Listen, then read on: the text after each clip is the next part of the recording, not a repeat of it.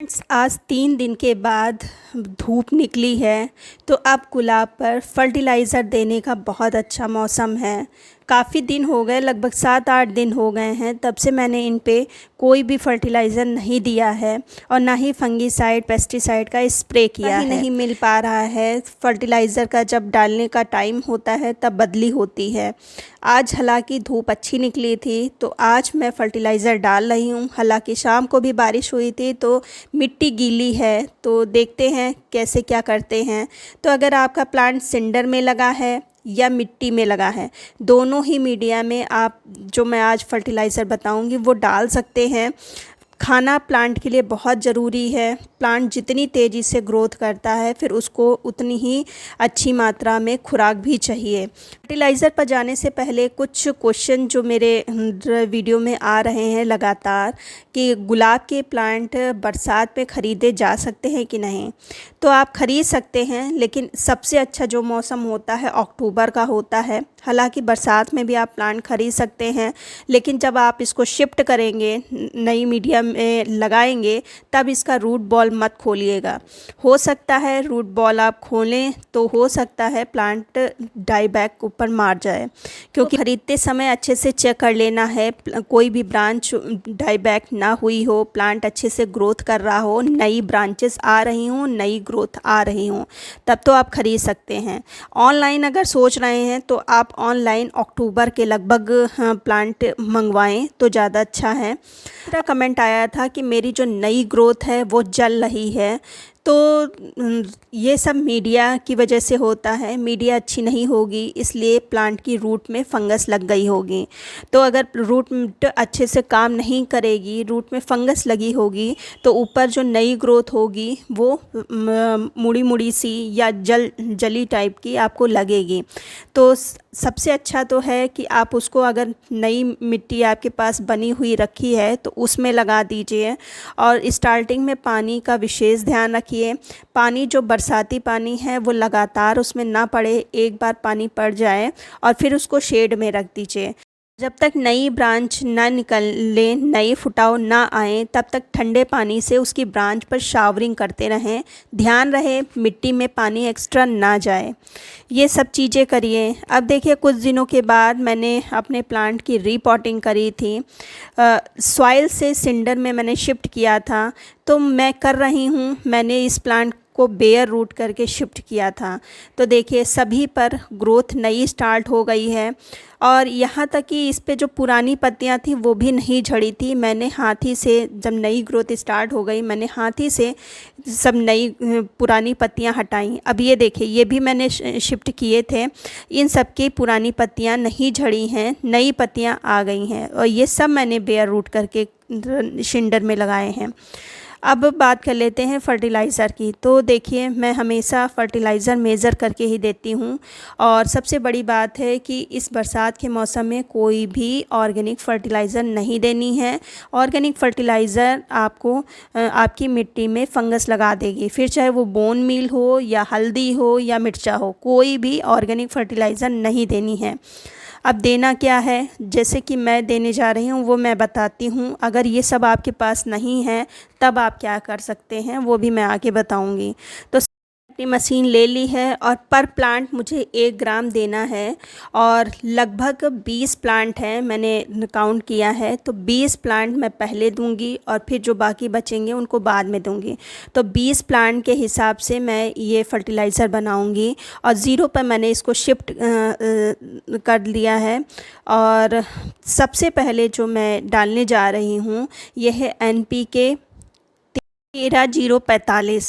इसमें 13% नाइट्रोजन है और 45% पोटेशियम है। ये जो पोटेशियम नाइट्रेट भी इसको कहते हैं, ये प्लांट में के विकास के लिए बहुत ज़्यादा इम्पॉर्टेंट है।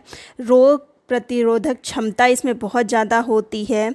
तीसरा जो काम करता है, ये जो कभी बारिश, कभी गर्मी, कभी धूप से जो प्लांट में स्ट्रेस होता है उसको कम करने में ये मदद करता है।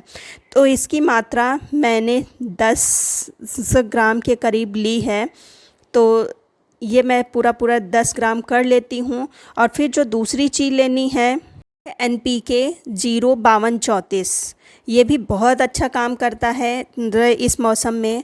तो इसकी मात्रा मैंने 5 ग्राम लिया है और इसको भी पहले मैं इसको ज़ीरो पर शिफ्ट कर रही हूँ और फिर 5 ग्राम के करीब इसको मैंने डाल दिया है। हवा की वजह से, हवा तेज़ चल रही है, इसकी वजह से इसका जो मेज़र है थोड़ा ऊपर नीचे जा रहा है। तो मैं बिल्कुल इसको 5 ग्राम कर रही हूँ। थोड़ा निकाल लेते हैं।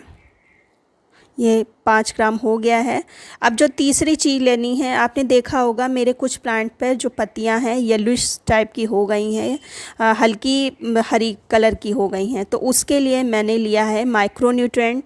माइक्रोन्यूट्रिएंट में मैंने एग्रोमिल का लिया है। इसके पहले मेरी दूसरी ब्रांड थी, अब की बार वो नहीं मिल पाई तो इसको ही मंगा लिया है।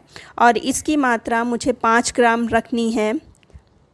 इसको फिर से हम ज़ीरो पर शिफ्ट करते हैं और फिर हवा चल रही है, इसके कारण ये ऊपर का हिल रहा है ना, तभी जो बैलेंस है ऊपर नीचे जा रहा है। तो देखिए ज़ीरो पर शिफ्ट हो गया है और 5 ग्राम मैंने माइक्रोन्यूट्रिएंट लिया है।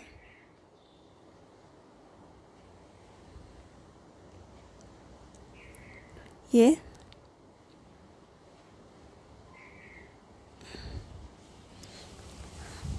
और इस समय ये तीनों ही चीज़ें प्लांट के लिए बहुत ज़्यादा, तीनों को मैंने अच्छे से मिक्स कर लिया है।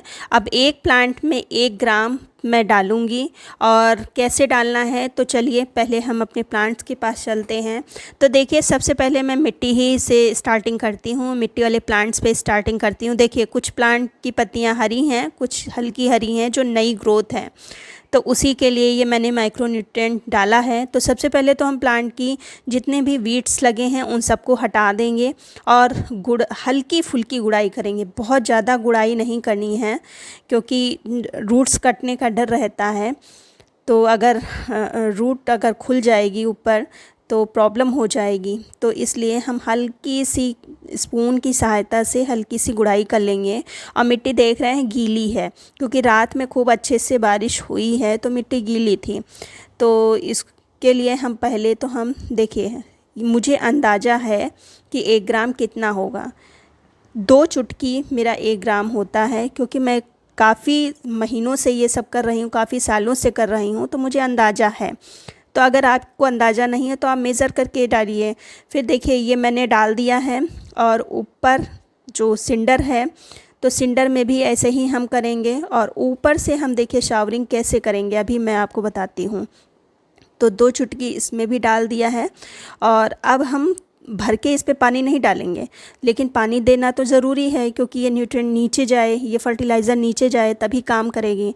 तो देखिए मैं बॉटल से ये जो बिसलरी की बॉटल्स होती हैं इसमें मैंने सुई से होल कर लिए हैं और इसकी सहायता से जो फ्रिज का पानी होता है, जो ठंडा कूल वाटर होता है, उससे मैं प्लांट की पर सावरिंग कर रही हूँ। इस समय धूप भी बहुत तेज़ है तो अगर आप ठंडे पानी से सावरिंग करेंगे तो प्लांट बहुत अच्छी ग्रोथ करेगा। तो इस तरह से छोटे बड़े सभी प्लांट्स पर हम शावरिंग कर देंगे, काफ़ी मतलब फ़र्क पड़ेगा। और ख़ासकर ये जो नई ग्रोथ होती है उसमें प्लांट मतलब पानी का बहुत ज़्यादा ध्यान रखना पड़ता है क्योंकि बरसात में कभी धूप निकलती है और धूप जब निकलती है बहुत तेज़ निकलती है, तो पानी का विशेष ध्यान रखना पड़ता है। अब अगर आपके पास ये तीनों चीज़ें नहीं हैं तब आप क्या डाल सकते हैं, तब आप सिंपल सा NPK 19-19-19 डालिए। बैलेंस फर्टिलाइज़र है, अच्छा काम वो भी करता है। मैं तो कभी ये नहीं बना पाती तो उसको भी डालती हूँ, अल्टरनेट मतलब कभी इसको कभी उसको ऐसे डालती रहती हूँ। तो बदल बदल के जब फर्टिलाइज़र प्लांट को मिलता है तो वो रिस्पॉन्स ज़्यादा अच्छा करता है। आप NPK भी डाल सकते हैं। फ़िलहाल आप अभी ऑर्गेनिक चीज़ें मत डालिए, लेकिन कुछ ना कुछ प्लांट को ज़रूर दीजिए।